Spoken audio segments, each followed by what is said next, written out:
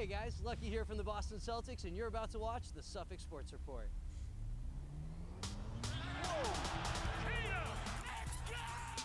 Boston scores!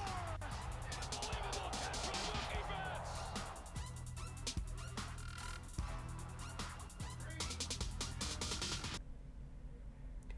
Welcome into this edition of the Suffolk Sports Report, brought to you by the Communication and Journalism Department.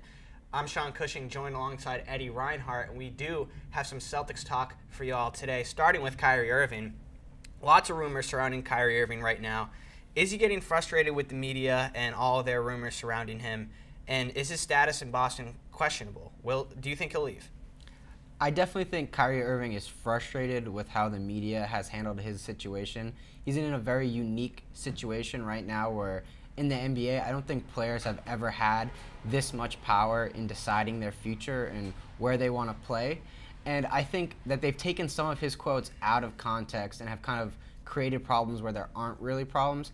I remember the Kyrie Irving that said he wants to win championships in Boston. He wants no one else to wear number 11 because he wants it to be up in the rafters, retired. I still believe those statements, and I think he's going to stay. Well, I definitely agree with you on the fact that the media is twisting stories. You know, it's somewhat part of their job to make the biggest headline.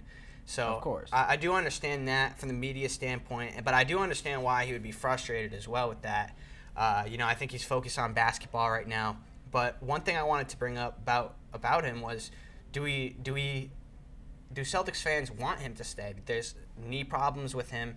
He just banged up his other knee. His other knee was his supposedly banged up good from knee, the Cavaliers since he's been back on the Cavs. So now both knees are banged up for Kyrie. At the same time, when you're giving the media all these answers and all this frustration is coming out of you, it doesn't really make you necessarily look like a leader. A leader is supposed to stay calm into those situations, in my opinion. And it's really kind of asking Jason Tatum and Jaylen Brown in this young core to kind of be your glue guys. That's how I see it. And you can't put that on them as young players, as young as they are. Kyrie Irving did say he wanted to come here to be a leader. Personally, I don't think he's acting like one right now with the media, but we don't know what goes on beyond closed doors in the locker room. I'm sure he's completely different in that aspect, which is kind of like how you brought up how the media twists things, which I do agree with. But the one thing that we all know about is the fact that he did say he was looking to re-sign. And you just said, I remember this Kyrie Irving. But what about the Kyrie Irving now who is saying that he's going to wait until summer and he's giving all these questioning questioning statements? If you're Al Horford, if you're Jaylen Brown, if you're Jason Tatum, Marcus Smart, if you're these guys, you look at your best player, and he's almost kind of going back on his word. What do you think about that? If you're on the team, you got to look at that in a certain way.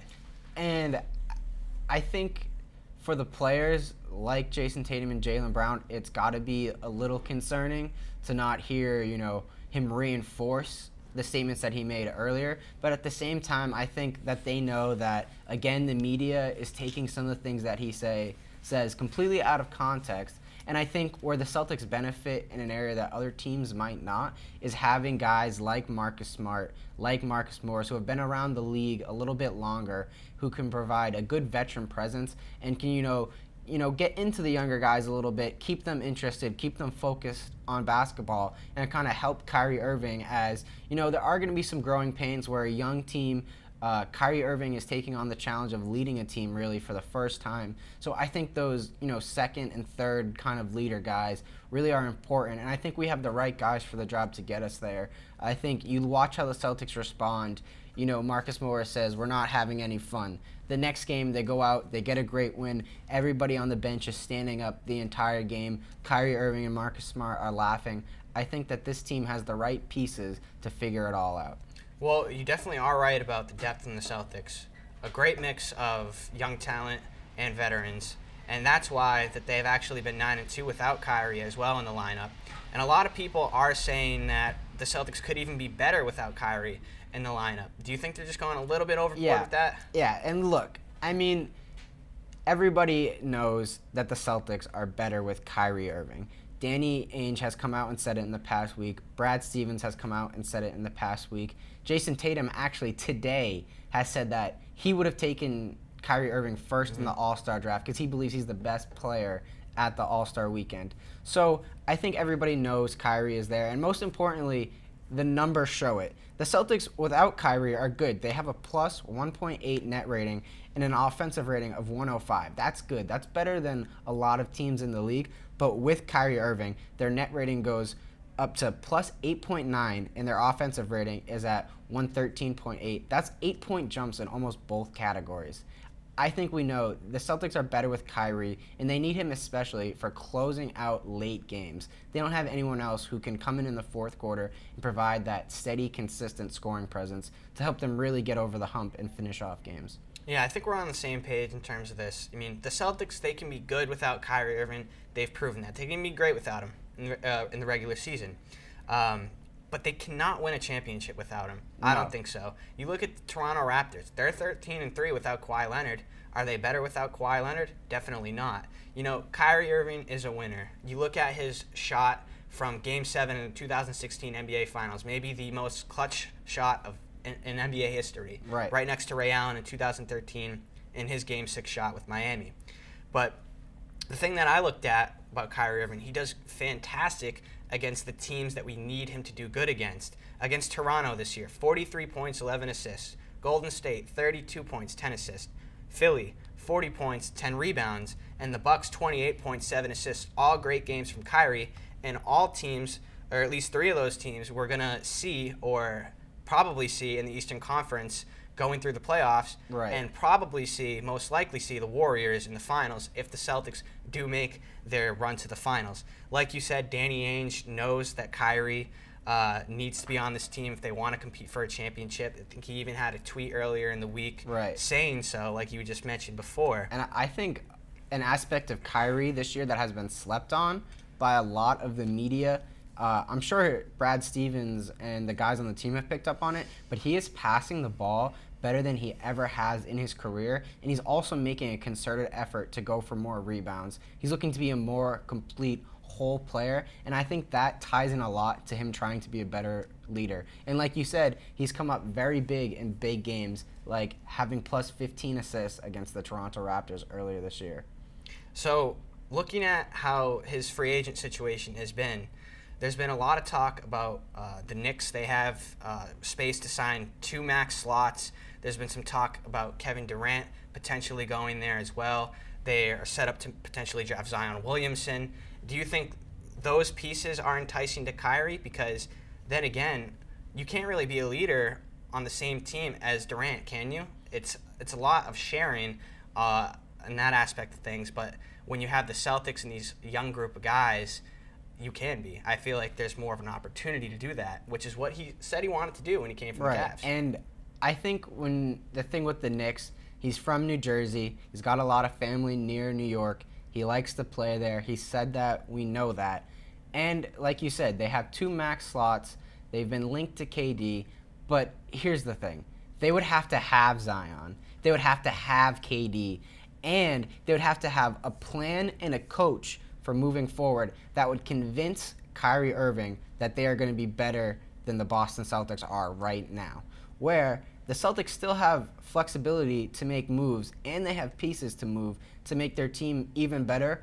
Also, Brad Stevens, Kyrie Irving has said he loves his mind. He loves being coached by Brad Stevens.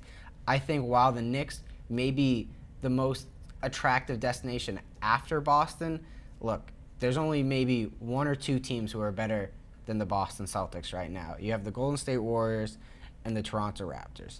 He's not going to either of those teams, and I'm just going to say it now, he's not going to join back with LeBron. When you look at where his best chance to win a championship is, realistically, it's here in Boston. I don't think that the New York Knicks would be able to put together any type of package that would entice him enough to leave. Now, another concern on this team this year has been Gordon Hayward, and if he'll fully ever get back to what he was on the Utah Jazz. When do you think that point will be? He did have 26 against Philly the other night. Do you think he's going to keep improving? Because month by month, his stats have been going up, but when it comes playoff times and you have to play these powerhouse teams, do you think he's going to show up? Because a lot of his stats are dependent on playing against teams that are not as good as well. Right. And here's the thing. If you look at Gordon Hayward over the last 5 games, he's averaging 17 points, 5 rebounds, 5 assists on 60% shooting from the field and 50% from the three-point line. Those stats are really, really good. That is giving me a lot of hope that Gordon Hayward is getting back to where he knows he can play. And what, to me, might even be a better sign of Hayward getting back on track is the way he's been playing in the games. We've been saying all year he hasn't been attacking the rim enough. He doesn't look like he has a full head of steam when he attacks. I've been seeing in his recent games, he went right at Blake Griffin the other night. He put his shoulder down and goes right to the rim. That is a really good sign that Gordon Hayward is feeling more like himself and feeling like he was back in Utah. Now, Aaron Baines is hurt for the Celtics, and they were even in conversations for Cantor earlier in the year before Cantor decided to move on from the Knicks.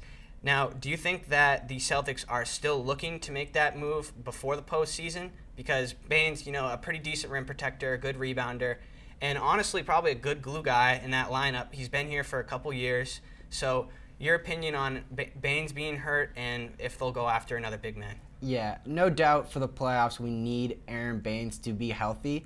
That being said, the Celtics could have injuries to anybody on their roster, and it might be good to, have that 15th man who could fill in that big man role. However, I don't think it's going to be from an outside source. I don't think that they're going to sign any veterans. I think that 15th man spot is going to have to do a lot with what they need going into the playoffs based on injuries, how the team is playing, and what's happening. They just signed R.J. Hunter. I think if going into the playoffs, if Brad Stevens says, hey, we need shooting, R.J. Hunter could be that 15th man. What I personally think should be the case is that 15th man should be Robert Williams III, just in case you need another rim protector or someone does get hurt. This has been Baines' second injury this year for a lengthy period of time. And we've seen Robert Williams, when he's in games, he impacts it positively on the offensive and defensive end. I think having him at the end of the bench would be a really good move heading into the playoffs.